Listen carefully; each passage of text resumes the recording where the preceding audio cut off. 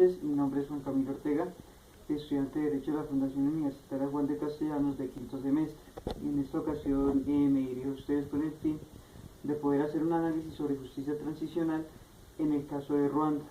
Para ello pues necesitamos ubicarnos en lo que es Ruanda, cuál es un país africano rodeado por los países Uganda, la República Centroafricana y Burundi, países los cuales también pues se encuentran en la misma condición de desfavorabilidad que el que estamos analizando en este caso. Como punto de partida quiero tomar un poco de la historia de Ruanda, la cual considero que es bastante importante para el análisis posterior de ese conflicto. Para ello comenzamos con la tribu TWA. Esta tribu es una tribu de pigmeos, la cual fue la primera que creó asentamientos en dicho país. Esta tribu fue la que primero implementó todo lo que es la cultura en Ruanda.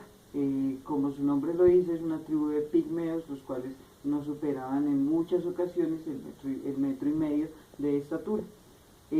Posteriormente, hacia el siglo VI aproximadamente, llegaron los Hutus. Los Hutus eran una tribu nómada, la cual cambió sus características para poder asentarse en este país. Los Hutus son una parte supremamente crucial de este conflicto. Posteriormente vamos a identificar en qué medidas influyen esta tribu, la cual también se caracterizaba bastante por su diferencia de estatura con la tribu TWA, la cual pues si no era mucha, sí diferenciaba que eran una gente de estatura media, lo que nosotros consideramos medio actualmente. Hacia el siglo XIV se arribaron una tribu nueva, la cual eran los Tutsis. Estos Tutsis también son bastante importantes para el análisis del presente conflicto. Estos Tutsis también se diferenciaban porque eran mucho más ganaderos, más agricultores, y también porque tenían una estatura bastante grande, superando casi siempre el 1,80 m o el 1,70 m. Los Tutsis, al ser ganaderos y al ser agricultores, llegaron imponiéndose en la política en este país. Llegaron a desplazar a los Hutus en lo que era la forma de gobierno y se asentaron por bastantes años en el país.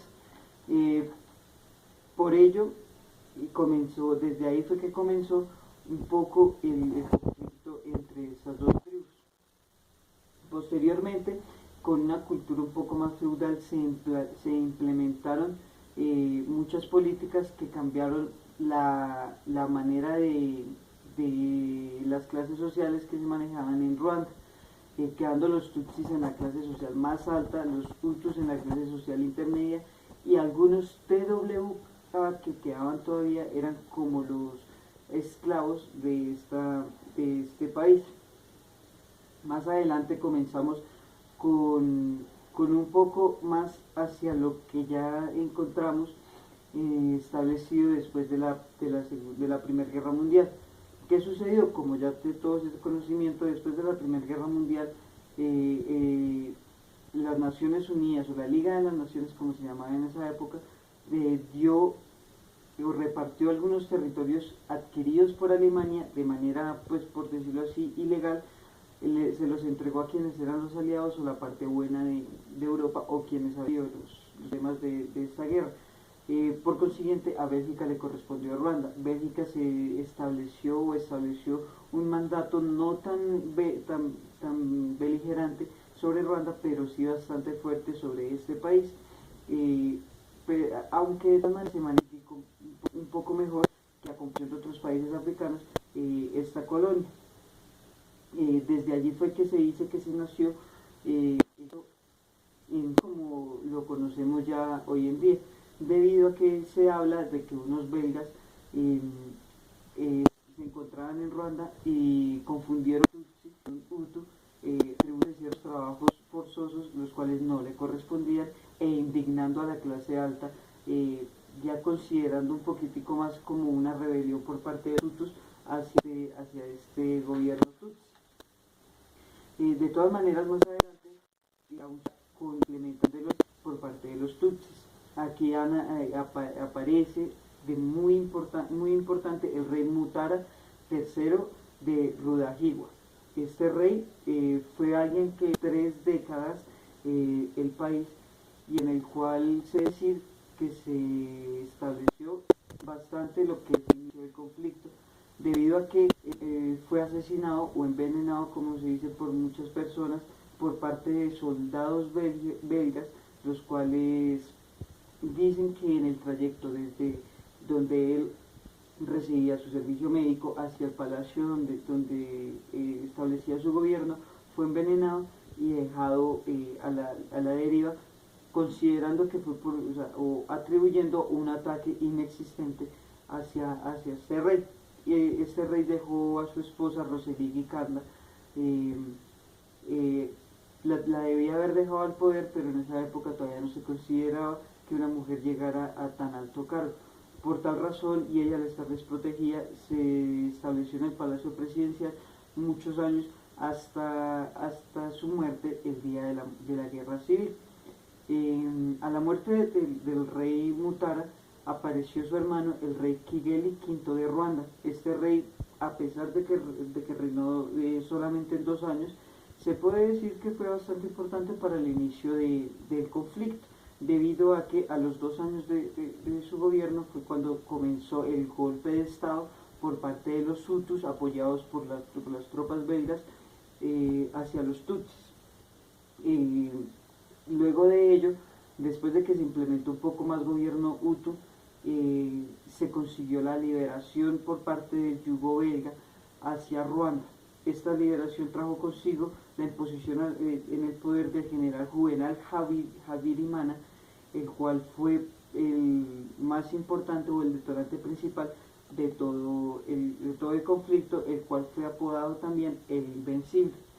Él tenía bastante repudio hacia los Tutsis, puesto que era Hutu, y consideró que los Tutsis manejaron bastante mal la condición de los Hutus en esta región. Por consiguiente, se puede decir que los Hutus triunfaron en esta guerra civil, en esta primera guerra civil o en este golpe de Estado, pero todavía no se ha configurado el conflicto como tal. Para ese conflicto tenemos que considerar que se estableció, luego de buenas políticas que implementó este rey Juvenal, una reelección por parte de la población Hutu, la cual solamente tenía el voz y voto en este tiempo. Este rey implementó una radio clandestina. Digo clandestina no porque fue respondida por parte del gobierno, sino porque el mismo gobierno lo escondía de quienes eran tutsis y se encontraban en ese territorio. ¿Qué sucedió?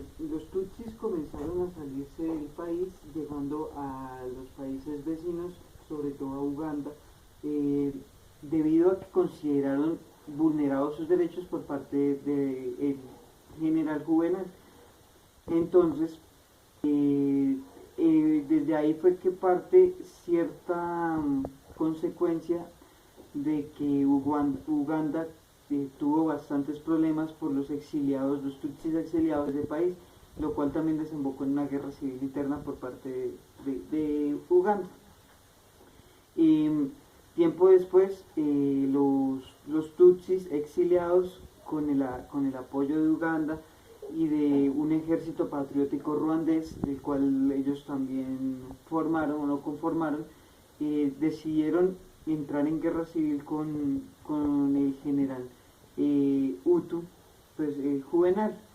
Debido a que Juvenal no quería que sucediera nada o que no trascendiera el conflicto, decidió acceder a ciertas peticiones por parte de los tutsis. Esas peticiones desembocaron en una reforma a la Constitución, unas reformas a la Constitución, lo cual llegó a dar una Constitución nueva en 1991. Pero ¿qué sucedió? Esta Constitución no fue una garantía hacia los derechos de los tutsis, debido a que la radio ya antes denominada, que se llamaba Des Mills Collins, fue el arma letal o el arma principal o la medida más práctica para poder atentar contra los derechos de los tutsis. ¿Qué sucedió? El general Juvenal, el general Hutu, comenzó a enviar cuñas ofensivas hacia los tutsis, creando o generando una cultura de asesinar a este grupo etnio, debido a que pues él consideraba que ellos no debían estar en el país y que los verdaderos gobernantes deberían ser los Hutus. Desde ahí comenzó este gran conflicto, llegando a un punto en el cual Eh, dicen que los Tutsis, el avión presidencial en el cual se dirigía el general Juvenal hacia su país. Se dice que por esta razón los, la guerrilla, o bueno, la Fuerza Armada de los Hutus asesinaron a la primer ministro junto a 10 soldados belgas, los cuales le prestaban seguridad a esta ministra, eh, debido a que los consideraron responsables de este atentado. Desde ahí desembocó todo lo que fue el conflicto o la guerra, generando o dando indicios de lo que llegaría a ser un genocidio. Más adelante miraremos el uso de la palabra, debidamente reglamentado por lo que se dijo por parte de la ONU y por lo que se dijo por parte de Estados Unidos. Luego de la muerte de estos 10 soldados belgas, los cuales, pues como ya dije, prestaban seguridad a la primer ministra, la ONU decidió, irónicamente, y siendo el señor Kofi Annan el jefe de operaciones de la ONU, decidió retirar todas las tropas que se habían establecido en este país debido a prever una guerra civil, que era lo que iba a suceder. Más adelante se estableció un poco más de paz en lo que era Kigali, que es la capital de Ruanda. Pero esta paz no duró, la verdad, bastante, o no duró casi nada, debido a que las Fuerzas Armadas o los grupos armados hutus decidieron hacer una expedición a sus alrededores, intentando, pues, llegando a exterminar todos los tutsis que existían ahí. Y los tutsis con su fuerza armada decidieron hacer lo mismo, con el fin de encontrar a esos refugiados o a la gente, a los combatientes que se habían entregado, o a la gente que no pertenecía al conflicto, acuñados hacia lo que era, a lo que es el derecho internacional humanitario, y para poder proteger a sus propios familiares o gente de su propia etnia. También, y con un poco de solidaridad, decidieron proteger a ciertos puntos, los cuales no iban a favor de lo que se estaba manejando por parte del gobierno, que era de su etnia. Los tutsis, al querer rescatar a estas personas, decidieron hacer una alianza con los ejércitos, o los ejércitos restantes de Francia y Bélgica, que pues se encontraban en este lugar, los cuales establecieron una zona en la cual no podían pasar las guerrillas hutus, para poder, pues, salvaguardar los derechos de estas personas.